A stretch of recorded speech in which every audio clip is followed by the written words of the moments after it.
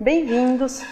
Nós daremos continuidade ao curso de elaboração de projeto, com a aula 7, que trata da elaboração analítica do projeto com mais detalhes. O objetivo é que ao final você possa definir e explicar o processo de elaboração da estrutura analítica do projeto, indicando sua importância para o bom gerenciamento e descrever seus 10 mandamentos. A organização das entregas por meio de uma estrutura analítica de projetos vem sendo utilizada em projetos de sucesso do mundo todo, já que permite o esclarecimento aos interessados sobre o que se espera em termos de resultado e, consequentemente, do que será monitorado e controlado. A estrutura analítica do projeto, como o professor Leandro já explicou, é uma decomposição hierárquica orientada às entregas do trabalho, sendo que cada nível representa uma definição detalhada, podendo ter uma forma semelhante a um organograma. Essa estrutura ela deve ser completa, organizada e pequena o suficiente para tornar possível a medição do progresso, mas não detalhado o suficiente para ser um obstáculo à sua realização. Uma boa heurística é seguir a regra do 880, ou seja, um pacote de trabalho deve ter entre 8 e 80 horas. A EAP é uma das partes mais importantes do plano do projeto, pois serve como entrada para desenvolver a agenda, atribuir funções e responsabilidades e gerir os riscos. Então agora nós veremos como criar uma EAP. A EAP organiza e define o escopo total do projeto, como foi visto anteriormente, assim como ela subdivide o trabalho em partes menores e mais facilmente gerenciáveis, facilitando agendar, estimar custos, monitorar e controlar o trabalho planejado. Ou seja, ela representa o trabalho especificado lá no escopo, e seus componentes auxiliam as partes interessadas a visualizar as entregas. A EAP normalmente é constituída por 3 níveis hierárquicos, mas seu detalhamento depende do tamanho e da complexidade do projeto, como veremos a seguir. Embora existam diferentes métodos de decomposição do trabalho e da criação, a maneira mais simples e eficaz é a utilização de algum tipo de exibição visual dos entregáveis, fases ou atividades, como no exemplo que está no material, nos slides, que demonstra a construção de um software. O PMBOK sugere que as fases do ciclo de vida do projeto sejam usadas como o primeiro nível de decomposição, com subprodutos repetidos no segundo nível. Isso não quer dizer que essa seja a melhor e a única forma de decompor. Nós não devemos esquecer que necessitamos gerar os subprodutos que propiciem o planejamento, o controle e o encerramento do projeto. O trabalho de gerenciamento ele deve ser previsto no escopo, portanto, na EAP. Assim, para identificar os subprodutos necessários de cada fase, nós devemos consultar os documentos que guiam o escopo, identificar os subprodutos de cada fase e os necessários aos macroprocessos de iniciação, planejamento, controle, execução e encerramento. O plano do projeto é o grande produto do planejamento. A estrutura analítica do projeto apresenta vantagens e desvantagens, como as mencionadas no material. Para criarmos uma EAP, temos regras básicas e alguns mandamentos. O primeiro é cobiçar a EAP do próximo. O que isso significa? Consulte a estrutura analítica de outros projetos da empresa, literatura específica e homepages de empresas especializadas em projeto. Aprender com o passado é uma habilidade importante e valorizada. O próximo é explicitar todos os subprodutos, inclusive os necessários ao gerenciamento de projeto. Lembre-se, o subproduto que não estiver na EAP não faz parte do escopo. É importante não deixar nenhum de fora.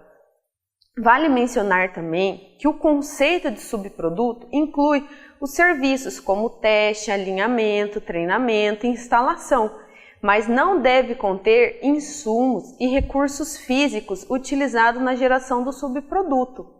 A seguir, não use nomes em vão. Não pode haver dúvidas semânticas acerca dos subprodutos representados. Utilize termos concretos que representam aquele subproduto. Exemplo, em vez de você usar elaborar o manual de equipamento, opte por manual do equipamento. O quarto é guardar a descrição dos pacotes de trabalho na EAP. Os pacotes de trabalho devem ser definidos no dicionário da estrutura. Esse dicionário é o documento que define ou descreve o trabalho a ser realizado em cada pacote do trabalho, como veremos adiante. O próximo é decompor até o nível de detalhe que permita o planejamento e o controle necessário para a entrega do subproduto. O planejamento e o controle incluem, no escopo, a verificação e controle das mudanças, no tempo, a definição das atividades, no custo, o planejamento de recursos e a estimativa do custo e orçamento, e no risco, o planejamento do risco.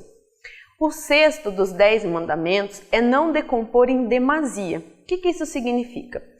O custo, o tempo, o planejamento e o controle têm que trazer benefícios correspondentes ao planejamento. Eles não podem ser um empecilho. Então, planejar e controlar tem seu custo e o seu tempo. Assim, decomponha de acordo com a necessidade do projeto. Se você decompor demais, vai ser inviável esse planejamento. Então, caso os produtos tenham altos níveis de incerteza e custos elevados, os controles demandarão uma decomposição também extremamente detalhada. Ou seja, isso varia de acordo com o seu projeto. Você tem que ter esse feeling de quanto planejar, quanto decompor, tá?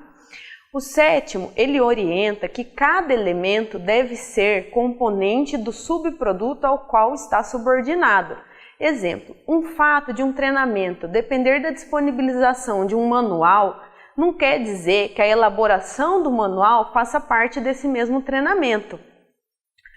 O oitavo prevê que a decomposição, de forma que a soma dos produtos filhos corresponda ao subproduto do elemento decomposto, conhecido como pai, ou seja, a soma dos subprodutos deve ser equivalente àquele produto que foi decomposto.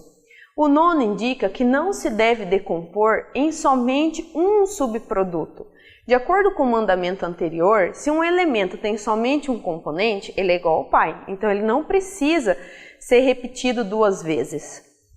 E por último, nós não devemos repetir o mesmo elemento como componente de mais de um subproduto. Ou seja, não podemos ter um elemento filho como componente de mais de um subproduto pai. Por exemplo, consideramos que para ministrar 2 treinamentos utilizamos a mesma apostila, não devemos colocar a elaboração desta como subproduto dos 2. Então, a EAP ela pode ser construída de diversas formas. As mais comuns são por fases, por entregas e por equipes. A seguir são apresentados exemplos de EAPs em cada uma das formas, suas vantagens e desvantagens. A EAP por fases. Ela organiza fases no primeiro nível e eventualmente no segundo. A por entregas mostra as partes necessárias para compor as entregas do projeto.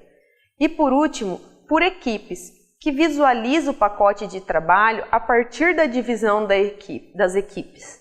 Agora, voltando ao dicionário da estrutura analítica do projeto. Esse dicionário é uma descrição de suas fases, ou seja, fornece descrições mais detalhadas dos componentes, inclusive dos pacotes de trabalho, contas de controle. Abaixo segue um exemplo básico de dicionário. Então, nós encerramos agora a primeira parte da aula 7.